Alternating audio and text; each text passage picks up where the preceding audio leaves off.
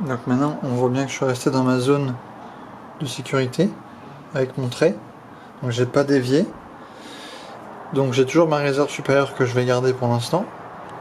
Mais par contre en dessous, vu que je vais devoir mettre la sous-garde, il va falloir que je coupe cette partie que je viens de tracer. Cette partie-là doit disparaître. Ça c'était ma marge de sécurité. Si jamais au début je vous avais expliqué que cette partie-là était vraiment importante, parce que si on déviait d'1 millimètre, en fait ça changeait tout à l'arrière.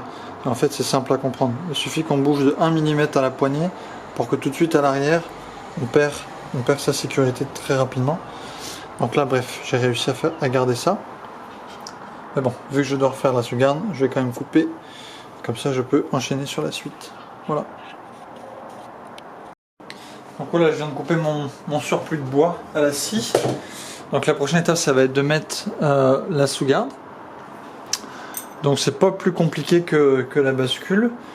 Je vais devoir tracer ma ligne. Comme ça, je vais pouvoir garder l'axe et la mettre dans l'axe pour pas la mettre comme ça ou comme ça. Bon, normalement, avec la partie qui est ajustée dans le métal, on peut pas faire de grandes erreurs, mais quand même. Et ma technique, donc en fait, je vais faire le même système que pour la bascule. Je vais me faire un gabarit. Comme ça va m'aider et surtout ça va me permettre de mesurer où se situe la potence. Et en fait la potence je vais la fraiser dès le départ. Comme ça c'est plus simple parce que si vous essayez d'ajuster ça comme ça, c'est un cauchemar et ça prend des heures. Donc voilà. Donc voilà, je viens de finir tous les traçages.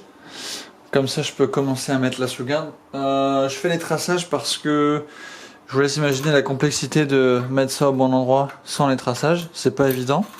On peut pas tracer de ce côté-là parce qu'elle est totalement bombée, donc on ne saurait pas tracer de ligne. Donc en fait je fais mes traçages, donc c'est pareil, le même sorte de gabarit. Et comme ça me permet de positionner l'avant, qui est une partie très importante de la sous-garde. Le plat on le verra par la suite, mais cette partie c'est l'une des plus importantes, parce qu'il doit y avoir un contact ici. Et donc comme ça me permet de positionner ce contact-là. Et je vais directement à la fraiseuse fraiser l'emplacement de la potence qui va me permettre de la placer. Et ensuite je vais m'aligner un peu plus à gauche ou un peu plus à droite en suivant mon axe. Tracer le contour, dégrossir à la fraiseuse. Et ensuite je vais vous montrer parce qu'il y a deux étapes très importantes. Alors il y a le bois qu'il va y avoir ici. Si je dézoome, hop. Donc le bois qu'il va y avoir ici. Et le bois qu'il va y avoir ici entre l'intérieur de la potence, qu'on voit ici, et le dessus. Il y a une épaisseur à respecter, parce que si on met trop, je vous montrerai par la suite, ce sera plus simple. Donc voilà, le bois que je voulais expliquer, donc c'est le bois qui va se situer entre le plat de potence et le plat de la bascule ici, et le bois qui va se situer entre le plat de la sous-garde et le plat de la queue de bascule ici. Donc si par exemple, alors ici c'est une partie très importante parce que c'est là qu'il va y avoir le tirage et le plaquage de l'arme. Donc c'est cette vis là qui va tenir toute l'arme dans le bois et uniquement celle-là. Si jamais ici à cet endroit là j'ai pas assez ou trop de bois, donc trop de bois ça fait ça. Donc en gros j'éloigne mes détentes de mes départs sur les platines et alors ça je pousse mes détentes sur mes platines. Donc en fait ça enlève le, comment dire, le positionnement des détentes, ça joue sur le positionnement des détentes. Donc j'ai un outil qui va me permettre de mesurer ça sur la crosse d'origine, parce qu'elle fonctionne et qu'elle est réglée comme ça. Donc ensuite je vais aller mesurer avec mon outil le bois qu'il y a ici et le bois qu'il y a ici, comme ça je vais pouvoir dégrossir au plus près.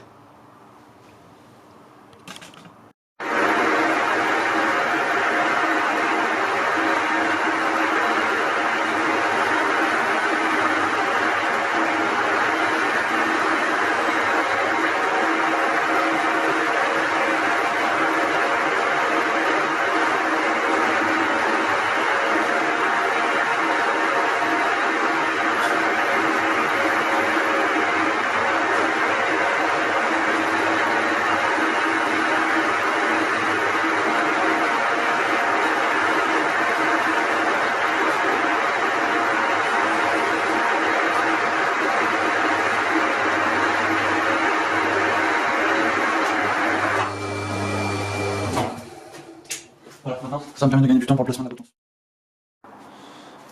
Donc voilà, maintenant mon départ il est fait, je peux commencer à l'incruster dans le bois. Donc en fait voilà, la potence elle rentre. Une fois qu'elle est rentrée, on se guide sur la partie, le contour métallique ici de la bascule. Et comme ça, tout doucement, je vais pouvoir la faire descendre progressivement jusqu'à son niveau ici. Donc là maintenant, je vais faire le traçage. Je vais aller à la fraiseuse, dégrossir et je finirai à la main au ciseau. Donc voilà, j'ai pré-coupé la sous-garde à la fraiseuse. J'y vais pas au pif, j'ai mesuré. Alors, j'avais dit que j'avais un outil pour mesurer la profondeur du bois. Donc c'est un outil tout bête, donc, qui se présente comme ça. Alors j'ai pas le nom, ça doit avoir un nom, je sais pas comment ça s'appelle. Donc je viens ici sur mon 0, contact, avec la sous-garde. Donc j'ai une distance, j'enlève. Bien sûr, je mesure. 29 mm. Donc je viens sur ma crosse ici. Je soustrais cette partie-là. Ici. Ici on sait que c'est plat, donc je la trace ici. C'est mon 0. J'ajoute mes 29 mm. Ensuite je sais jusqu'où je peux plonger ma fraise. Et comme ça m'évite de rester sur ce travail pendant des heures. Je gagne encore du temps quoi. C'est bien montré. Voilà. Et oui, la même chose sur toutes les pièces métalliques. Si c'était des armes modernes, on pourrait couper à la fraise jusqu'à la cote qui est bonne, sauf que c'est des anciennes armes et toutes les parties métalliques ont une dépouille. Donc c'est pour ça que par exemple au plus fin, la sous-garde elle fait je crois 8,60, 9,14, 9... Ah, elle fait 9 mm. Donc j'ai pris une fraise de 8, donc ce qui me laisse 5 dixièmes de chaque côté pour faire une belle découpe et un beau contact quand j'ajuste. Donc voilà la progression après 20 minutes. Donc tout doucement, on voit bien que la sous-garde s'incline. En fait, elle va venir trouver sa position, plus je vais bouger du bois. Donc maintenant, je dois jouer entre le plat de potence et le devant de la potence. Alors si j'arrive à enlever... Hop. Alors cette partie-là, il faut faire attention. Alors bon, ça m'est déjà arrivé, hein, on fait tous des erreurs. Vu que tout est trempé, ça arrive de la péter en fait, parce qu'elle est très fine et qu'il y a un gros trou. Donc les deux petits côtés qui restent, ils sont très fins. Donc il arrive qu'on la casse. Alors il faut que je fasse gaffe quand même. Essayer de passer comme ça. Voilà.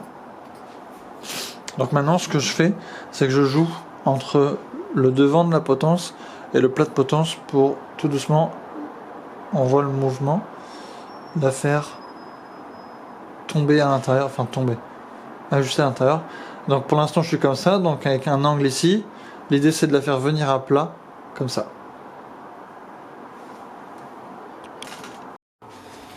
Donc tout doucement je m'approche du résultat final. Il y a encore quelques contacts à bouger, donc à faire descendre la sous-garde. Je suis en train de mettre de l'heure de fumée sur la sous-garde. Hop.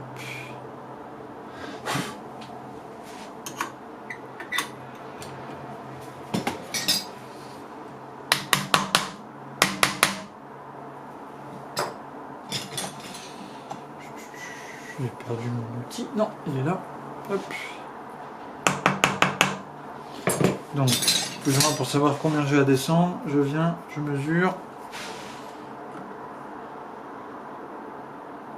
Voilà, j'ai 8 dixièmes. Donc, ce qui est rien du tout. Hein. Hop.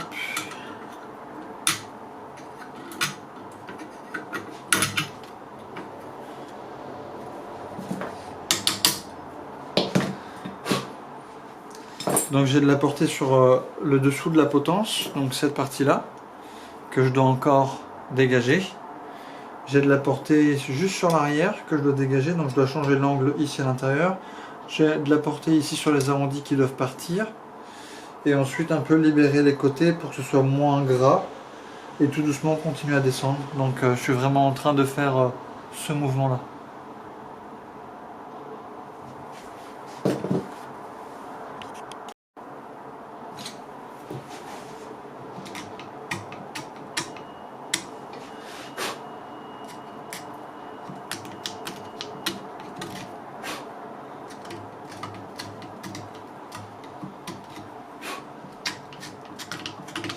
Donc là, il faut quand même y aller doucement parce que ça descend très vite. Et c'est un contact qu'on peut absolument pas perdre. Donc, il faut quand même y aller avec précaution.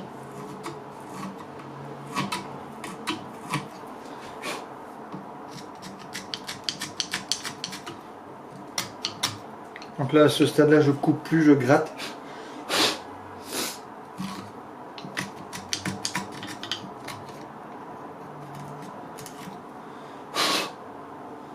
Voilà, ça devant, on va pas y toucher. Ok.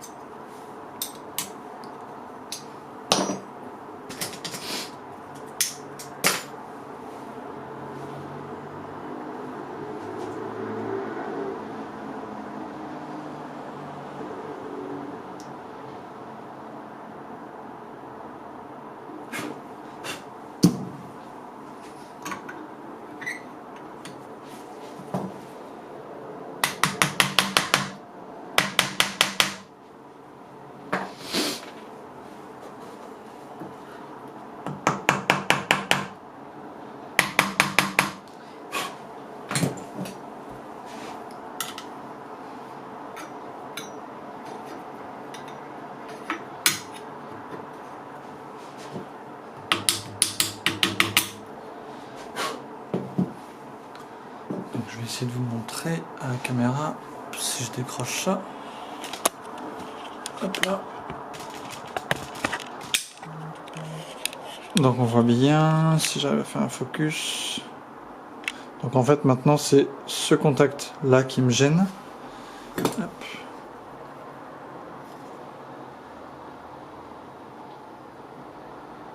Allez, allez le focus. Voilà. Donc c'est ce contact là qui me gêne. Donc je dois le faire descendre pour pouvoir descendre la sauvegarde. Et toujours je dois garder mon contact. Le focus c'est pas évident. C'est même insupportable. Voilà. Donc ce contact là, je dois absolument le garder. Celui-là je dois le garder, mais celui-là pour l'instant il m'empêche de faire descendre la sauvegarde. Donc voilà, je viens juste de finir de mettre la sauvegarde. Donc comme on voit, j'ai mon contact sur le plat de la sauvegarde, donc cette partie-là. J'ai mon contact sur l'avant de la sauvegarde, donc cette partie-là. Donc deux contacts très importants. Donc maintenant la prochaine étape ça va être de percer la vis principale qui est là. Donc c'est ce genre de vis. Si j'arrive à faire un focus. Est-ce que je suis trop près? Voilà, ce genre de vis. Donc c'est une vis qui est cône, donc qui fait 5,60 au début et qui s'arrête à 5,80. Et en fait c'est elle qui va donner tout le tirage à l'arme. Ce qui va faire que en gros la bascule, la sous-garde, tout va tenir ensemble sur la crosse. Donc voilà, je vais percer la vis. Donc j'ai positionné les trous. Je les ai pointés avec ce genre de pointeau. Donc un pointeau tout bête. Si j'arrive à faire un focus. Voilà. Une fois que c'est fait, j'ai un outil. Alors pareil, aucune idée de comment ça s'appelle. En gros, c'est une pointe qui bouge, que je peux ajuster. Et un forêt avec différents mèches au bout. Et donc je vais commencer avec ça. Alors, quand je fais mon traçage pour percer la vis, alors sur la sous-garde je mets pas d'avantage, mais par contre sur le sommet, donc ici sur le plat de la queue de détente, je mets légèrement vers l'arrière. Comme ça j'accentue mon tirage.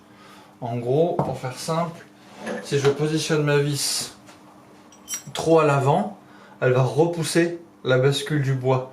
Alors que si je laisse du bois et que je la tire vers l'arrière, ce qu'on appelle le tirage, je viens accentuer le contact sur la crosse. Hop.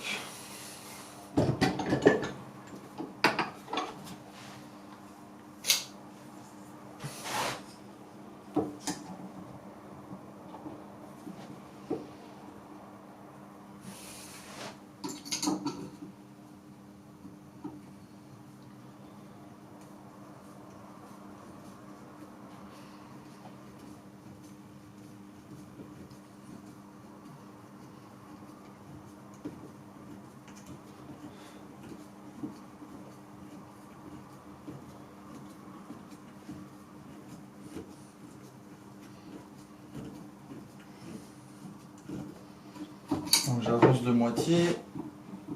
Hop. Je refais la même chose dans l'autre sens.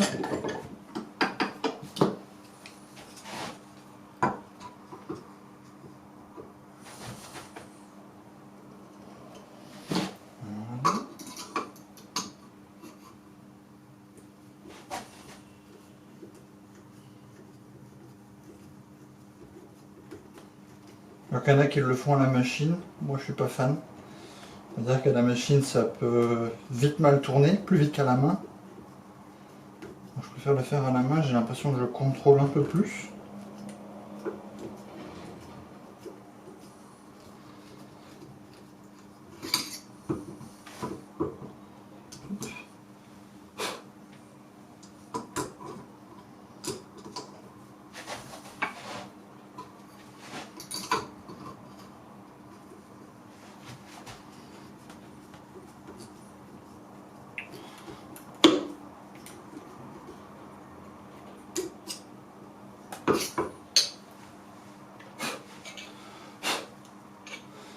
On ne dirait pas, mais il y a du bois quand même à percer.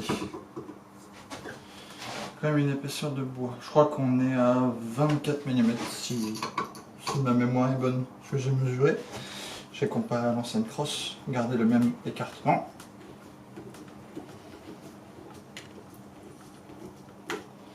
Voilà, donc là je suis passé à travers. Alors, il y a un angle en fait, donc c'est pas un truc qu'on perce droit. Je vais juste regarder si je suis aligné avec le petit fourret. Alors, ah, c'est pas si mal. Je suis un peu trop devant, mais je vais le rattraper. Parce que ça c'est que avec le petit fourret. Et j'ai le même outillage avec le plus gros fourret qui me permet de rattraper. Donc je vais faire tout ça et puis je vous reprends à la fin.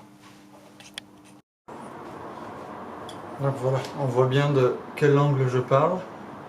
Donc la vis a carrément un angle pour son tirage. Donc c'est pour ça que l'outil est super utile. Donc là j'ai passé mon deuxième foret. Donc j'ai déjà un plus gros trou, on peut voir ici. Donc maintenant je vais mettre ma presse.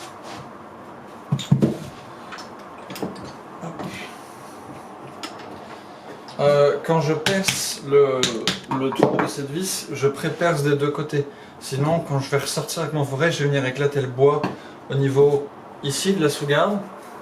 Je vais venir éclater mon bois. En fait, il y a un plat, donc le plat, ce plat-là. Et je vais venir éclater le bois et c'est vraiment affreux. Donc je pré-perce comme ça, j'ai un trou qui est bien propre.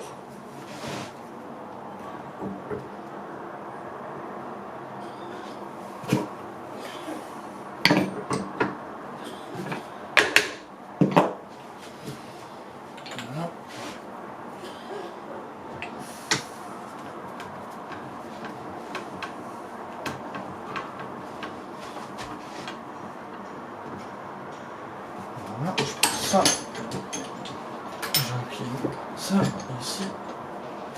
En fait, que je vais venir faire parce que mon plus gros fourret sur mon outillage, je pense qu'il fait 4,5, quelque chose comme ça. 4,5, alors que ma vis elle fait. Donc, je vais faire le plus petit diamètre, donc 5,70, 5,70.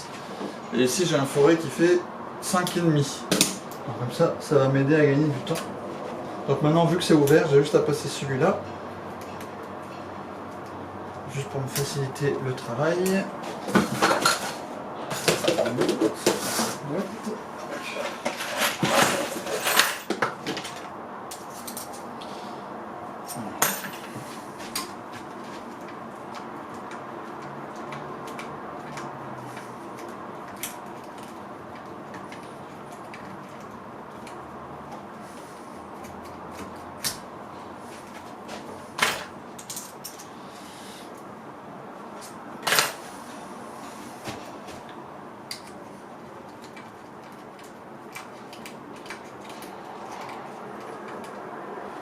Je regarde de ne pas être trop loin parce que j'ai vraiment pas envie d'éclater mon bois.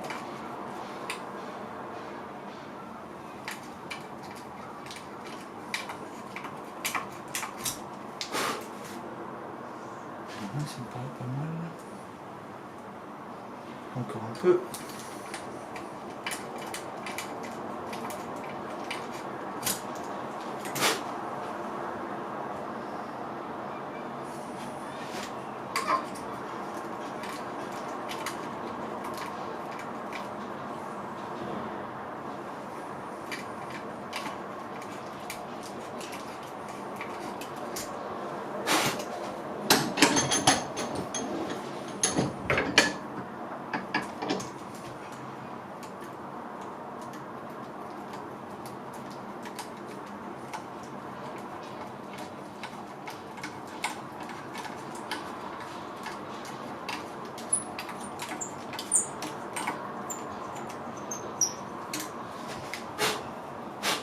Voilà, comme ça, c'est super propre.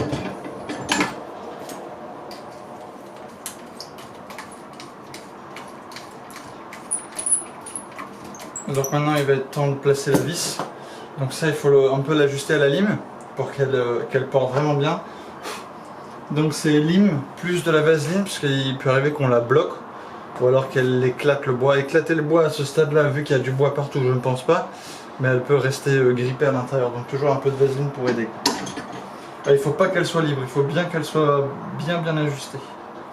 Je ne sais pas si on peut voir, voilà, j'ai un trou bien net et le bois n'a pas éclaté. Si on voit bien, voilà. Et en fait je perce le trou maintenant, c'est pour faire la suite, donc les platines, le ponté, tout ça, sans devoir travailler avec la presse. C'est pareil, c'est du poids, c'est chiant, donc... comme ça, une fois que ça c'est attaché à la bascule, il n'y a plus besoin de presse parce que tout est mis ensemble, quoi. Voilà. Alors voilà, je viens de finir. Donc pour voir si vous avez bien fait votre trou, vous regardez au-dessus. S'il y a du jour, ça veut dire que la bascule elle penche vers l'avant. Alors vous regardez en bas, ça veut dire que la bascule est levée. Donc là, on voit bien que ma vis, j'ai encore de la marge pour mettre mon cran, si on arrive, voilà. Pour mettre mon cran dans l'axe. Donc là ça veut dire une chose, ça veut dire que ici, si je prends la pose d'origine, ça veut dire que là, ça veut dire que sur cette partie là, j'ai laissé trop de bois, donc ma réserve, sur le plat de la potence. Donc si mon cran était de l'autre côté, c'est-à-dire, boum boum boum, on va faire avec ça. Si mon cran était comme ça veut dire que j'ai enlevé trop de bois. Et alors à la rigueur, vu que mon cran il est comme ça veut dire que j'ai encore du bois à prendre pour venir mettre ma vis dans mon axe. Donc ça c'est ma réserve, je vais l'enlever tout doucement, je vais pas l'enlever à 100% tout de suite. Et donc voilà, la première opération elle est faite. Donc maintenant je vais aller fraiser ce côté-là. Ce côté-là pas vraiment parce que j'ai 2 mm de bois, donc ça vaut pas vraiment la peine, je vais les perdre à la relime. Donc ce côté-là, je vais le laisser plat. Par contre, celui-là, je vais venir le fraiser sur ma ligne bleue, plus ou moins, si on voit la ligne, ouais. Et comme ça, je vais pouvoir venir mettre mes platines. Et maintenant, forcément, j'ai plus besoin de la presse, donc c'est beaucoup plus agréable à travailler.